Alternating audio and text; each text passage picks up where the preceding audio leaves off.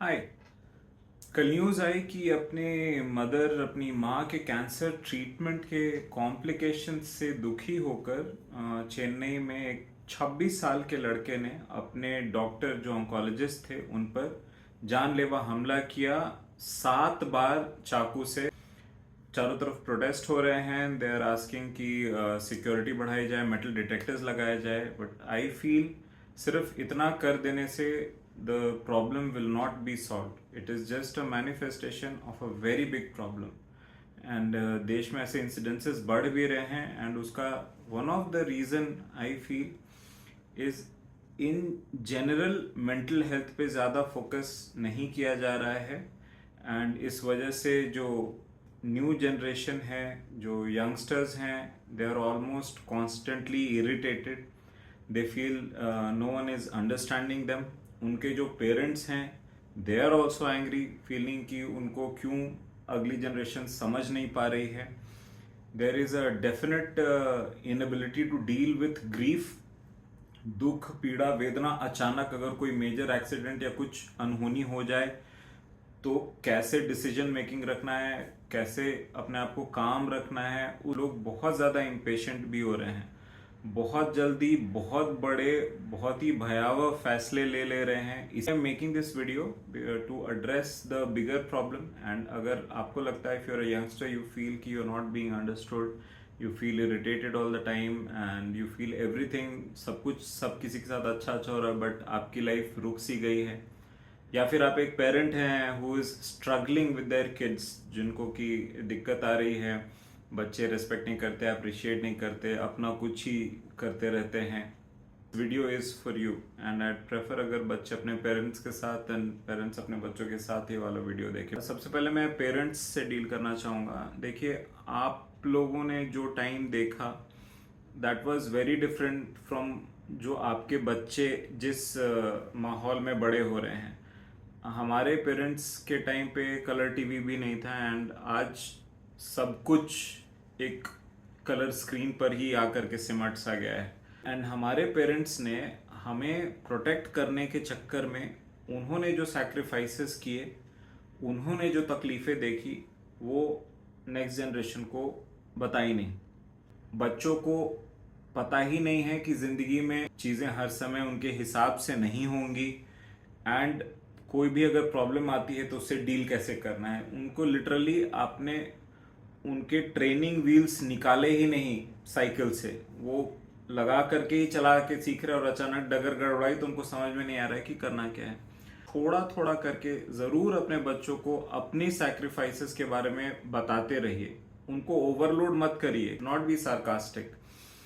And when criticizing becomes a habit, you should know it is time to stop. आपसे भी गलतियां हुई हैं, ये सब कुछ अपने बच्चों के साथ शेयर कीजिए। Let them know mummy papa से भी गलतियां हुई हैं, so that they will also know कि उनसे भी गलतियां हो सकती हैं। एंड अगर गलती हुई भी है तो it is not the end of life.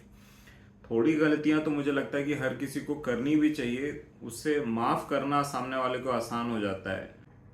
So that is for the parents.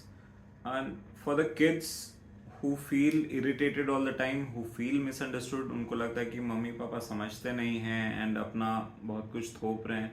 आपके पेरेंट्स बेसिकली आपका अच्छा चाहते हैं एंड उनके लिए having a safe job, having insured income या सेफ जो स्ट्रीम्स होते हैं पढ़ाई के, या safe streams of life where they go to banks, जिससे कि आपकी लाइफ बेटर रहेगी। उन्होंने आपको लाइफ तो दी है बिल्कुल आराम वाली, बट एक्सपेक्ट कर रहे हैं कि आप वैसा चलें कि कभी दिक्कत आए ही नहीं। We have to find a middle ground. Parents should discuss the options with their kids and even kids should definitely put forward कि उनको लाइफ में क्या करना है। कहीं ना कहीं तो आई फील कि कॉम्प्रोमाइज होना चाहिए to have the best of both worlds. Social media पे लगता है कि हर किसी की ज़िंदगी बहुत अच्छी चल रही है, everybody is doing so well. कोई भी अपनी लाइफ का खराब पार्ट सोशल मीडिया पे नहीं डालता है। उसके चलते आपको लगेगा कि हर कोई की लाइफ आपसे बेहतर चल रही है। That causes a very basic level of frustration. And आप इरिटेटेड रहेंगे हर समय, आप अपने काम पे जा रहे हैं, आप अपनी पढ़ाई पे जा रहे हैं, दिन रात लगे हुए हैं, एग्जाम्स में लगे हुए हैं, काम में लगे हुए हैं, एंड नोइंग एक रील देख करके कि यार इस लड़के ने तो जिंदगी में कुछ भी नहीं करी, आज देखो इतना अच्छा कर रहा है, मैंने तो पूरी जिंदगी लगा दी है, मेरा इतना सारा टाइम जा रहा है. But know that they will never post the bad aspects of their life. And third thing is inability to deal with grief.